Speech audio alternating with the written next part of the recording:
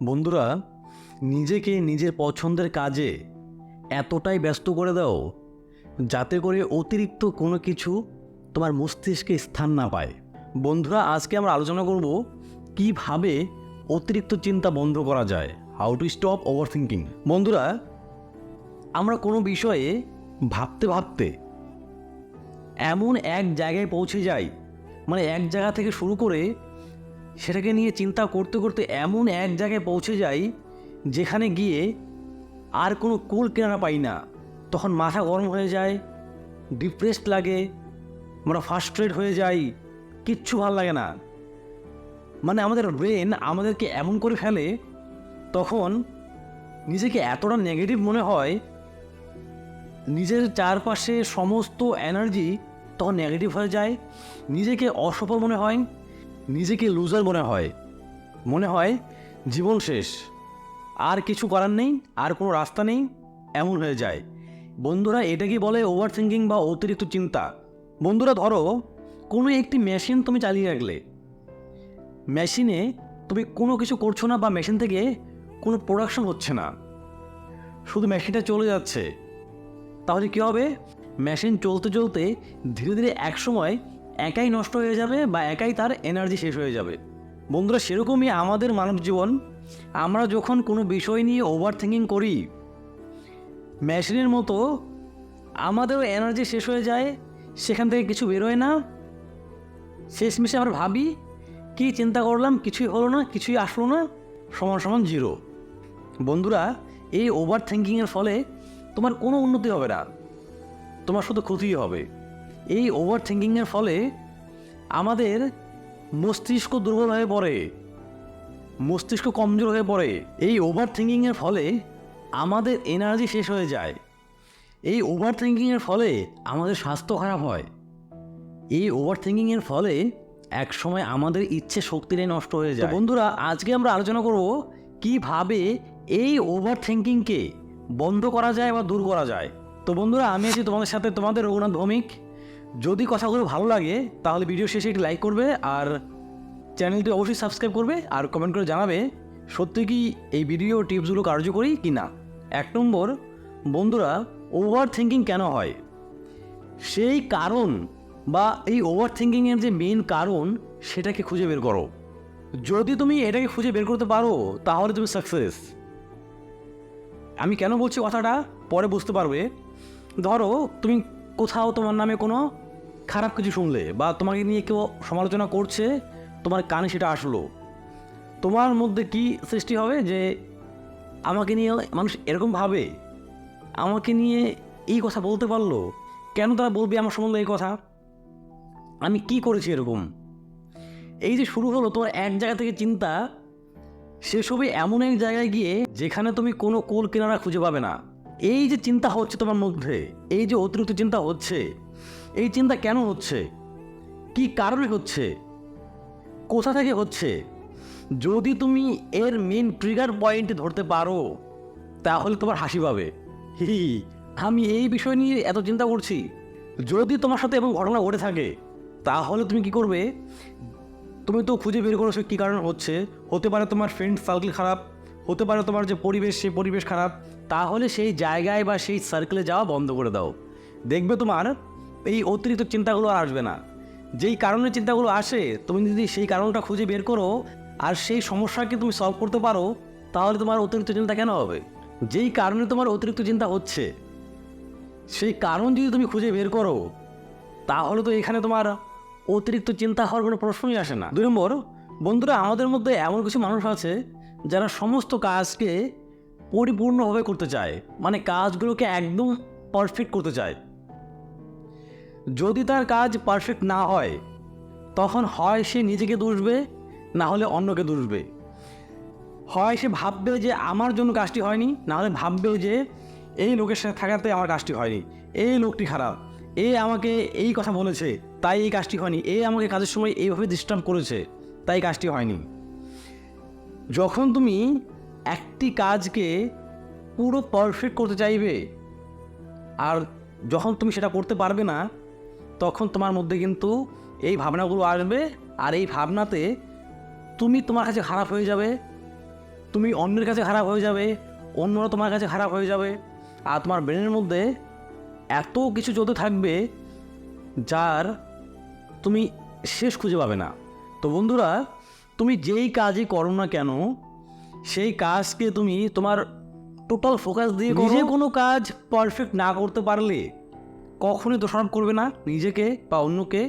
বন্ধুরা, এই পৃথিবীতে কেউ পারফেক্ট না, সবারই ভুল হতে পারে। তাই কোনো কাজ পরিপূর্ণ না হলে নিজেকে দোষারোপ করবে না বা অন্যকে দোষারোপ করবে না। কারণ আমরা যদি পারফেক্ট হতাম তাহলে হয়তো এতদিনে প্রভুত্ব পেয়ে যেতাম, না হলে মহাপুরুষে পরিণত হতাম। সুতরাং বন্ধুরা, আমরা সাধারণ মানব জাতি, আমাদের ভুল হতেই পারে। তাই বন্ধুরা, যখন কোনো কাজ করবে সেই কাজকে টোটাল ফোকাস দিয়ে করবে, সেই কাজে যেন কোনো ভুল না হয় সেই চেষ্টা করবে, এবং সেই কাজটিকে একটি পারফেক্ট জায়গায় নিয়ে যাওয়ার চেষ্টা করবে। তাহলে দেখবে তোমার মধ্যে ওভার থিঙ্কিং আর হবে না। 3 নম্বর, বন্ধুরা, গতকাল কি হয়েছিল, আগামীকাল কি হবে, এই কাল আমাদের জীবনে কাল ডেকে নিয়ে আসে।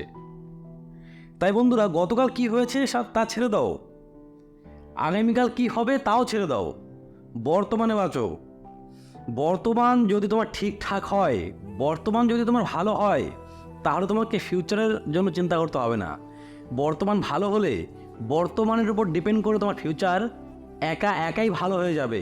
তাই পাস্টে কি হয়েছে যখন রাতে ঘুমোতে যাবে, তুমি ভাববে যে পাস্টে এই ব্যক্তি আমার সাথে এই কাজ করেছিল, এ আমাকে অবহেলা করেছে, সে কেন আমাকে ছেড়ে চলে গেছে। যদি এগুলো ভাবতে থাকো, তোমার তো ঘুম নষ্ট হবেই, তোমার মাথাও নষ্ট হয়ে যাবে। সুতরাং বন্ধুরা, পাস্টে কি হয়েছে তা ছেড়ে যাও, ফিউচারে কি হবে তাও জানি না। আজ এখন আছো, কাল জ্বলন্ত লাইট হঠাৎ যেমন ফিউজ হয়ে যায়, সেরকম ফিউজ হয়ে যেতে পারো। সুতরাং বন্ধুরা, ফিউচার নিয়ে তো ভাববেই না, যতটুকু সম্ভব বর্তমানে বাঁচো, বর্তমানে তোমার জীবনকে উপভোগ করো, ব্যাস, তোমাকে আর কিচ্ছু করতে হবে না। যদি এতটুকু মাথায় ঢোকে, তাহলে তোমার মাথা থেকে এই ওভার থিঙ্কিংয়ের ভূত একাই বেরিয়ে যাবে। 4 নম্বর, বন্ধুরা, কথায় আছে না, অবসর সময়ে আমাদের মাথায় শয়তান নাড়াচাড়া করে, মানে খালি মাথা শয়তানের ঘর হয়। তাই বন্ধুরা, যেহেতু তোমার মধ্যে এই ওভার থিঙ্কিংয়ের একটা অভ্যাস আছে, তাই যখনই তুমি একা আছো, চেষ্টা করো নিজেকে অন্যের সাথে ব্যস্ত করে দেওয়ার, চেষ্টা করো নিজেকে বিজি রাখার।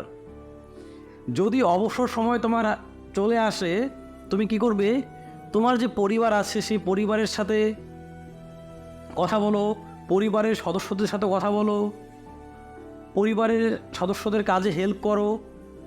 যদি তাও হয়ে যাওয়ার পর তুমি অবসর থেকেই যাও, ফ্রি থেকেই যাও, তাহলে তুমি এমন কোনো বন্ধুর সাথে কোথাও ঘুরতে যাও বা কোথাও একটু বেরোও, যে তোমাকে ভালো বুঝতে পারে, যে ইতিবাচক মানুষ।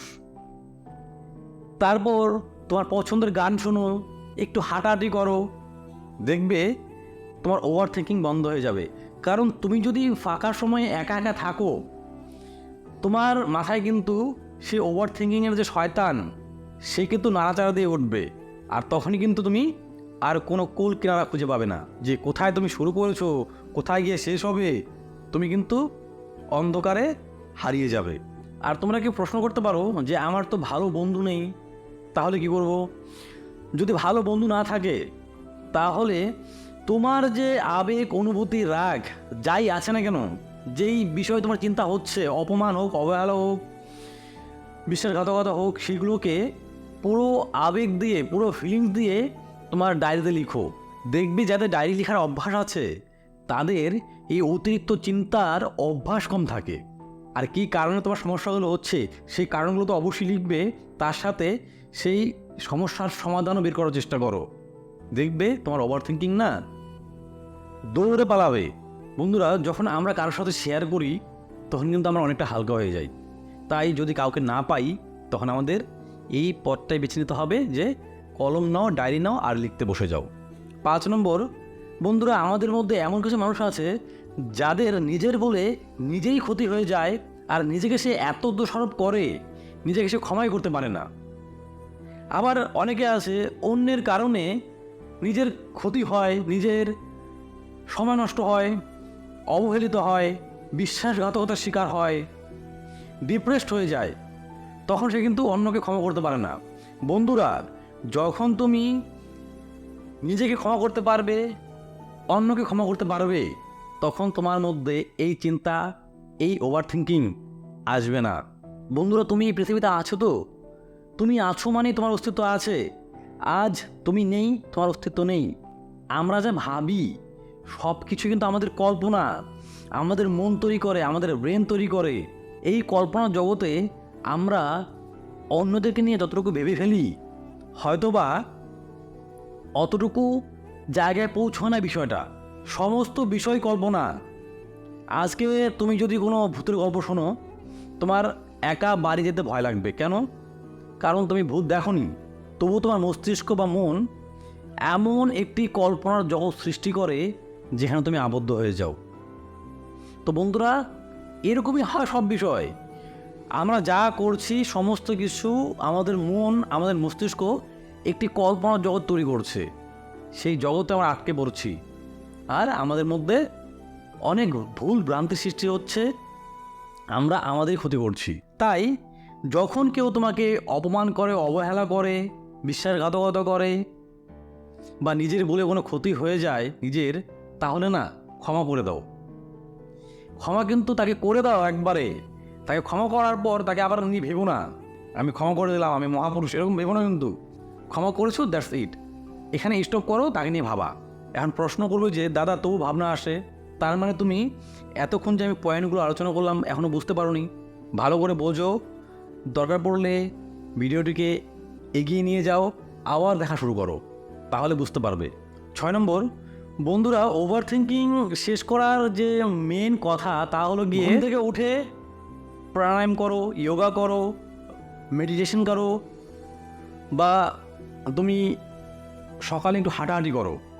দেখবে তোমার মধ্যে যে ওভার থিঙ্কিংয়ের অভ্যাস, সে অভ্যাস একাই দূরে চলে যাবে। এটা আজকে ভিডিও দেখলে আর কাল থেকে শুরু করে দেবে তাহলে কিন্তু হবে না, একটু সময়ের প্রয়োজন। বন্ধুরা, শেষে একটু কথা বলি, মুদ্রা কথা, তুমি যদি তোমার ওভার থিঙ্কিংয়ের যে ট্রিগার পয়েন্ট সেটি খুঁজে পাও, তাহলে আমি আগেই বলেছি, তোমার এত হাসি পাবে যে তুমি ভাববে আমি কি করছি, আমি অ্যাকচুয়ালি মানুষ তো এরকম করে না। আর তখনই তুমি জিতে যাবে তোমার এই ওভার থিঙ্কিংকে হারিয়ে। তো বন্ধুরা, যদি কথাগুলো ভালো লাগে একটা লাইক তো অবশ্যই করবে, চ্যানেলটি অবশ্যই সাবস্ক্রাইব করবে, কমেন্ট করে জানাবে এই ভিডিওটি তোমাদের উপকারে লাগলো কিনা। সবাই অনেক অনেক ভালো থাকবে, পরিবারের খেয়াল রাখবে। ধন্যবাদ।